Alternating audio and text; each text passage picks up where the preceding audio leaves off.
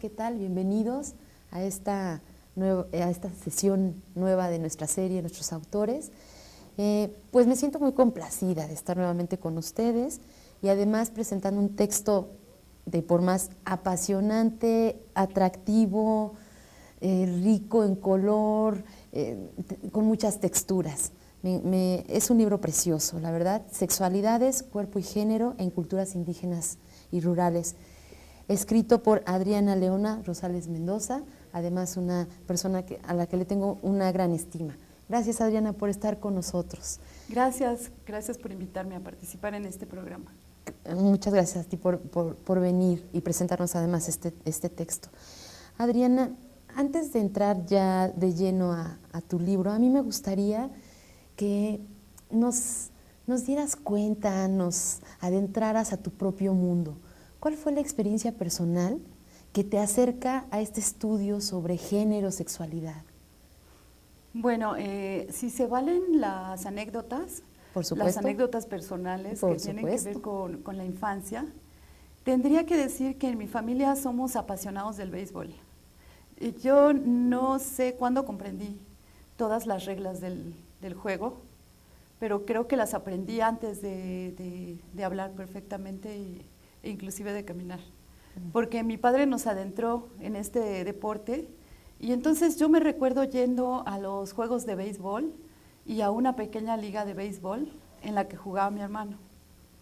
En ella las niñas participábamos como porristas, las más de las veces, y a mí me gustaba mucho el béisbol. Entonces al terminar los partidos, pues yo jugaba ahí con los niños, ¿no? Lo que era pues así como considerado un poco diferente, digamos, a lo que todas las niñas hacían en aquel contexto. Entonces, bueno, yo desde ahí me empecé a preguntar por qué hay actividades diferentes para hombres y mujeres. Desde luego el día de hoy las mujeres ya juegan softball y ya participan inclusive en equipos de béisbol mixtos, claro. Pero en aquella época no era tan fácil. Esa fue la primera pregunta, digamos, que me hizo entrar a este mundo del género, que bueno, en aquel entonces no existía una categoría de género y bueno, yo era una niña, no conocía el contexto, pero sí fue darme cuenta que hombres y mujeres desarrollábamos actividades distintas. Adriana, tú creces en un contexto citadino.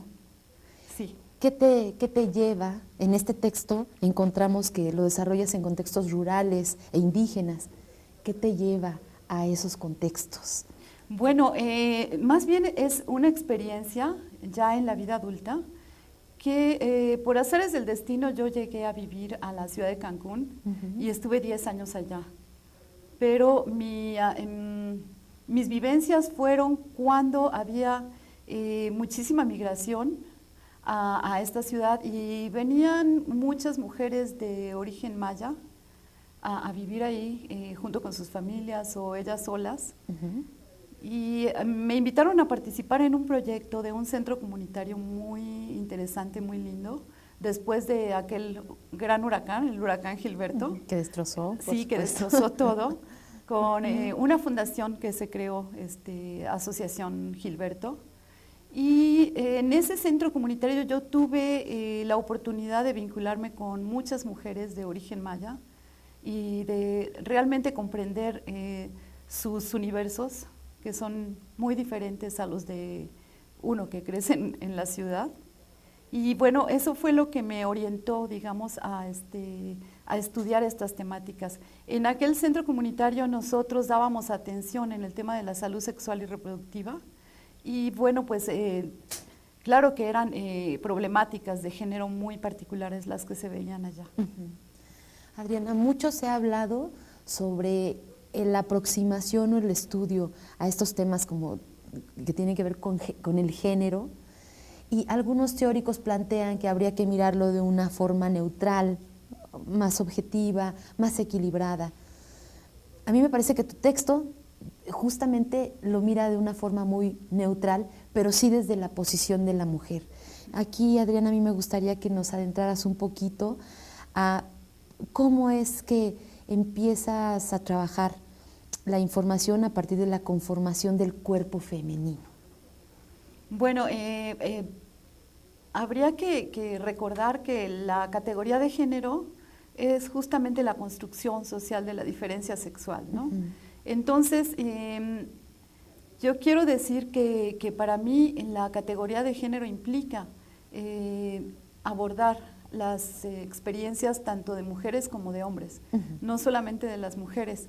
De alguna manera había que hacer un corte y uno no lo puede abordar todo cuando hace una investigación, ¿no? Entonces vas haciendo delimitación de tu tema de estudio y yo llegué al tema del cuerpo femenino, precisamente por esta experiencia que te platicaba de trabajar en el centro comunitario en temas de salud sexual y reproductiva, porque estaba muy implicado el tema del cuerpo, muy implicado, sobre todo porque en ciertos contextos, y hablo de ese contexto particular de Cancún de los años 80, había mucha violencia hacia las mujeres. Entonces nosotros atendíamos ciertas situaciones, canalizábamos a las mujeres para que pudieran ser atendidas o para que levantaran alguna denuncia, ¿no? Entonces el cuerpo estaba implicado ahí, el cuerpo estaba en medio, porque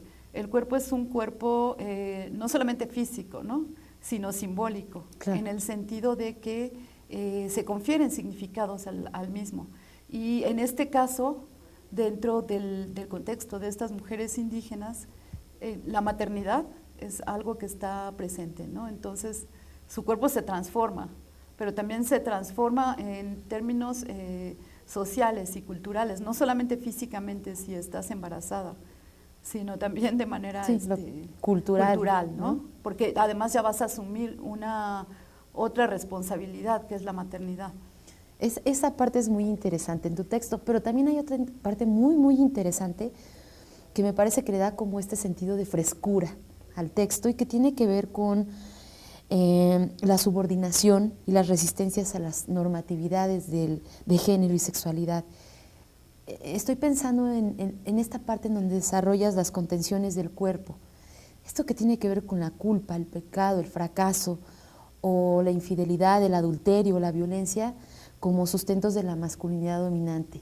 ¿Qué nos puedes decir de esto, Adriana? Bueno, cuando yo fui a trabajo de campo, debo decir que realicé 24 entrevistas, 12 con mujeres de origen maya en la ciudad de Cancún y 12 con mujeres de origen náhuatl en la Ciudad de México. O sea, fue en esos dos contextos. Cuando yo realicé las entrevistas, me di cuenta que había determinadas temáticas recurrentes. Entonces, esto de las contenciones del cuerpo es mirar el género desde el punto de vista de que al ser una construcción sociocultural se nos van imponiendo determinadas maneras de ver el mundo, ¿no? De pensar, de actuar, de ideas, valores.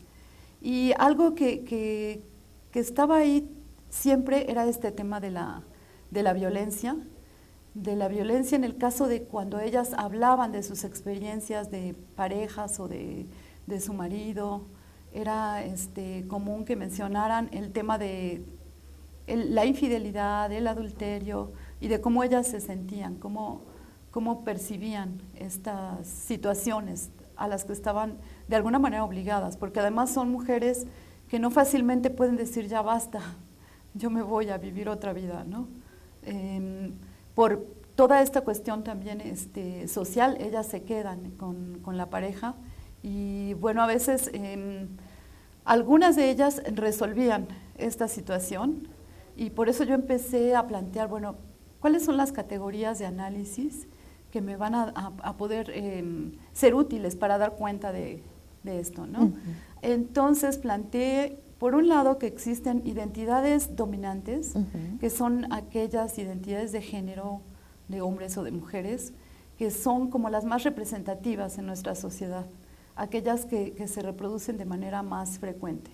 Y por el otro lado, las identidades rebeldes, que son aquel tipo de identidad genérica en donde te rebelas ante lo preestablecido, ¿no? Sí. Y dices, ya basta, no puede ser, no puedo seguir. Inclusive en estos contextos donde las mujeres indígenas crecen, que son contextos en ocasiones bastante tradicionales, por decirlo de alguna manera, bueno, ellas siempre encontraban, estas mujeres en rebeldía encontraban formas y maneras de rebelarse, ¿no?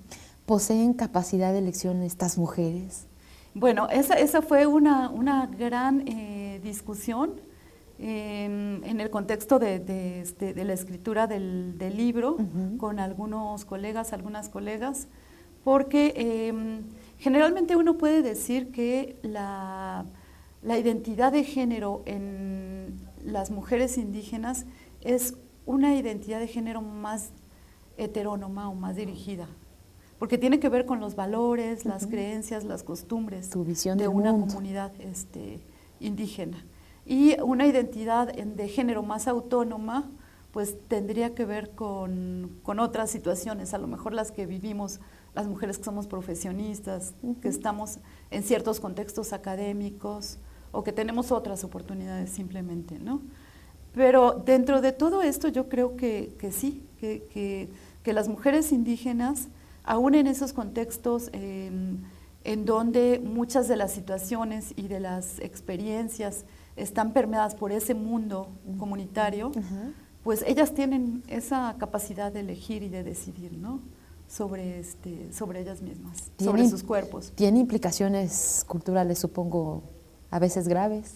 Sí, puede ser. Mira, por ejemplo, yo me encontré con casos de mujeres que dijeron, a ver, yo ya no quiero tener más hijos. Mi marido y aquí en la comunidad dicen que yo debo tener todos los hijos que Dios me mande.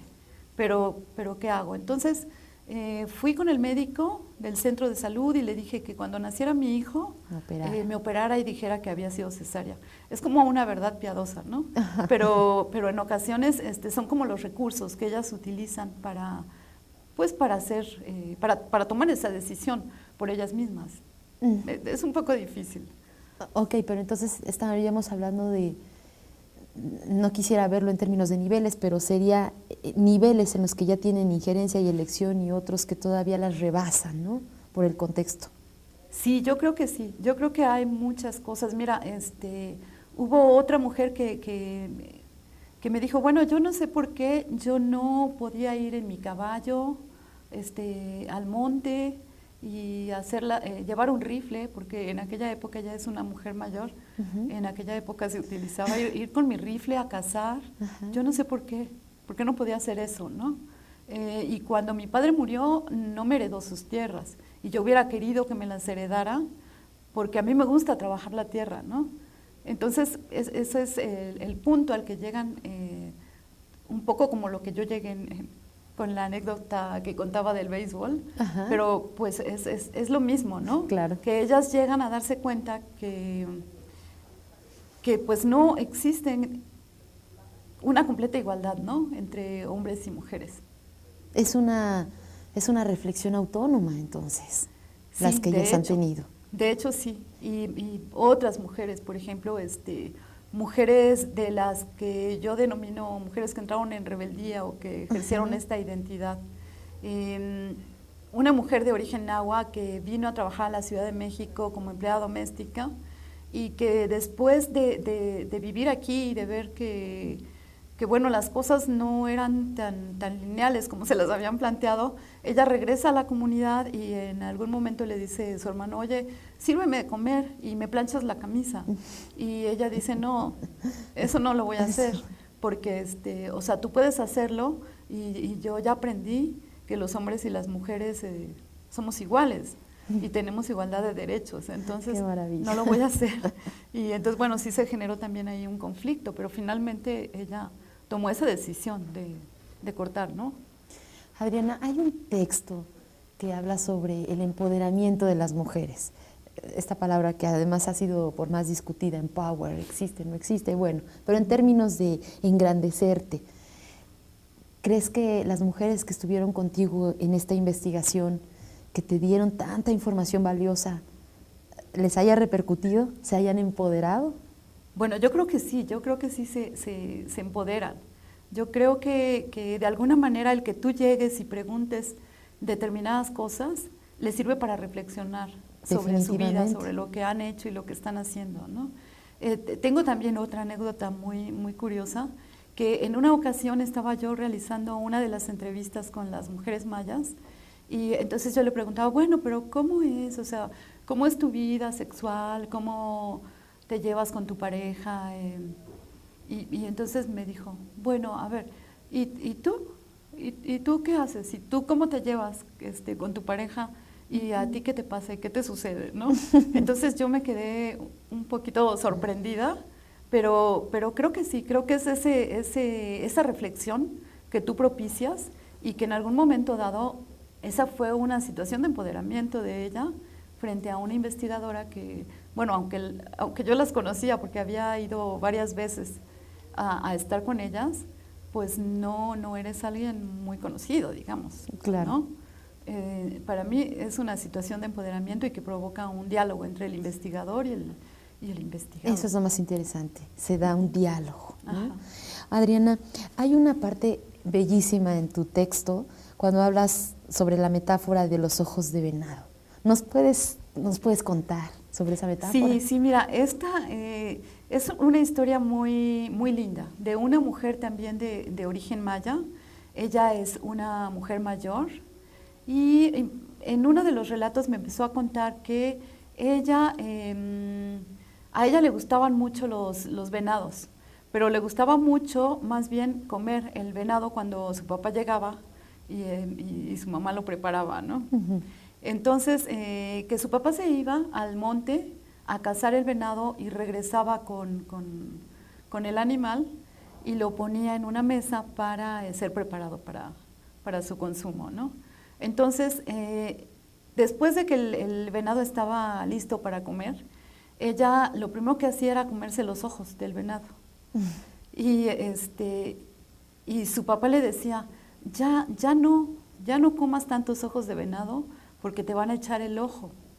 Te van a echar el ojo los hombres y luego no vas a saber qué hacer. Pero entonces ella decía, no, a mí me gusta mucho y me gustó mucho comer los ojos de venado todo el tiempo hasta la fecha. Ella, en el momento que yo la entrevisté, era una mujer de aproximadamente 60 años y decía hasta la fecha, los hombres me tienen echado el ojo.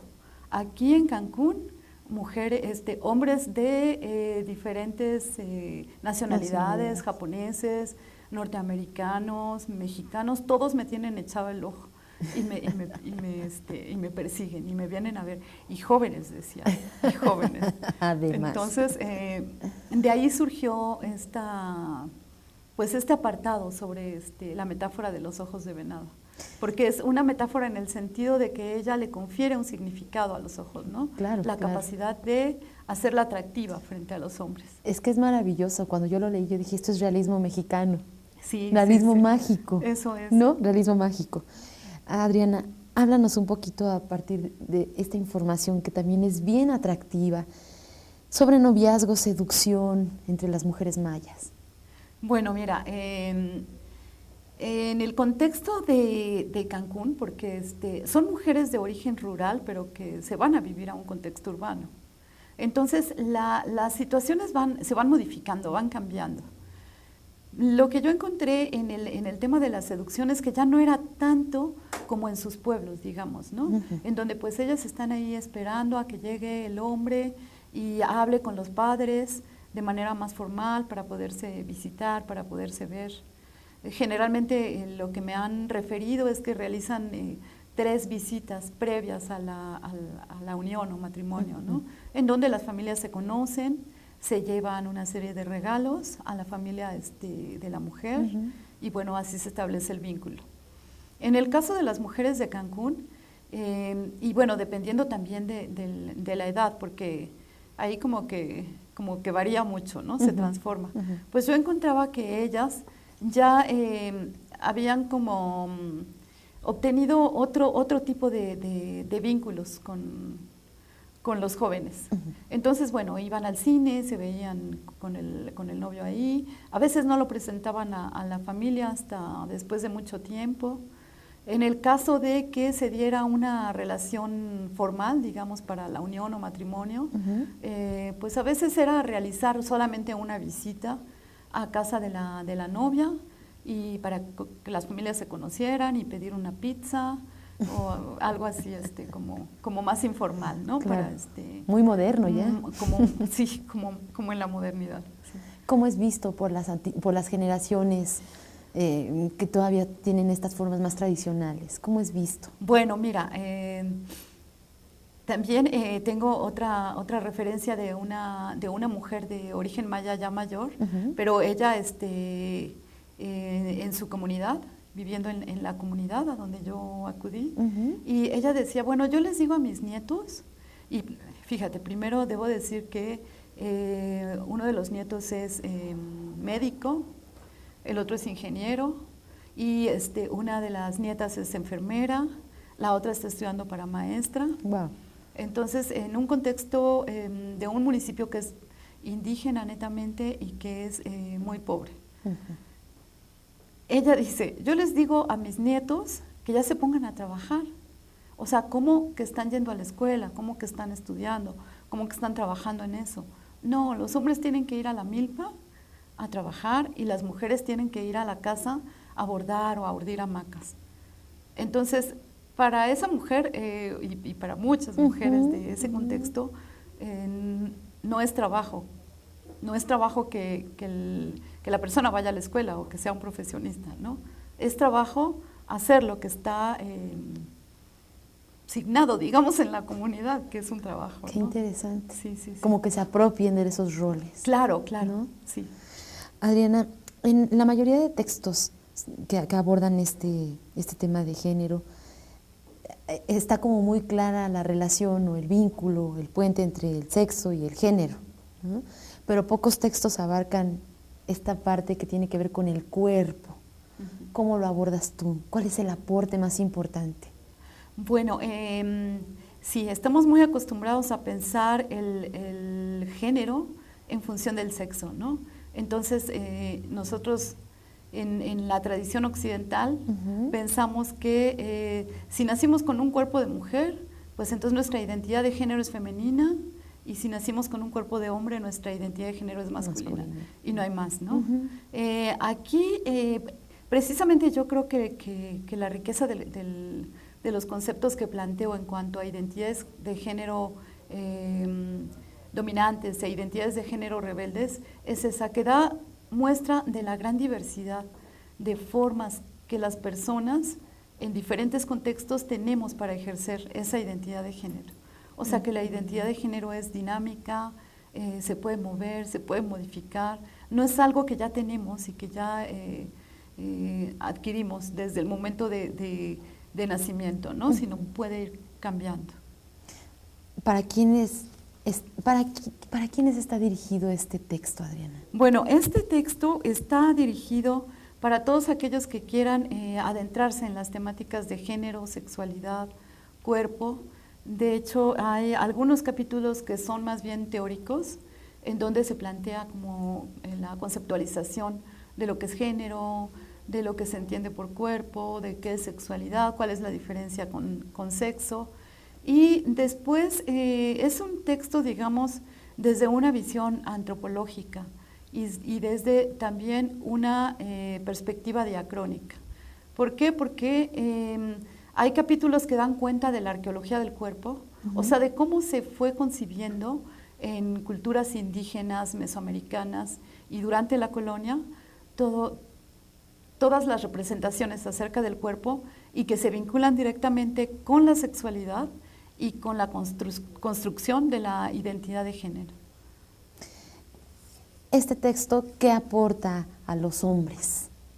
Bueno, yo creo que cosas, ¿no? Que muchas cosas como para reflexionar, para pensar. En la última parte del texto hay varios testimonios de mujeres en donde hablan de los hombres, algunas de manera amorosa, pero otras de manera con mucha rabia, con mucho coraje, porque estaban enamoradas de su hombre y de repente el hombre pues les malpagó, como decimos, ¿no?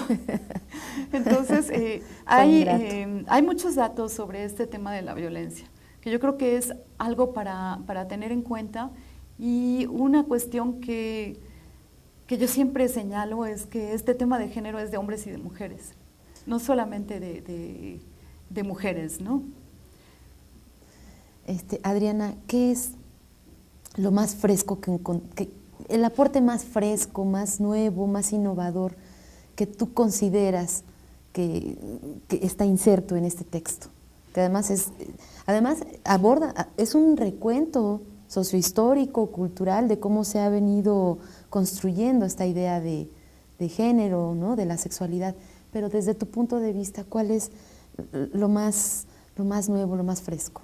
Bueno, yo creo que el haber estudiado y rastreado de dónde provienen ciertas concepciones en torno al género y la sexualidad es como la aportación fundamental, ¿no?